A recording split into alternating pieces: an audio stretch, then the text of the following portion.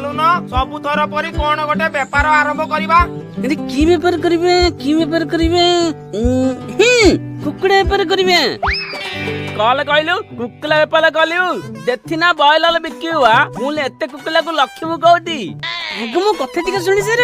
ଗୋଟେ ତନ୍ଦୁରୀ ଢାବା କରିବେ, ମସଲା ଲଗେଇକି ତନ୍ଦୁରୀ ଚିକେନ କରି ବିକିଲେ ବଢିଆ ଲାଭ ହବ।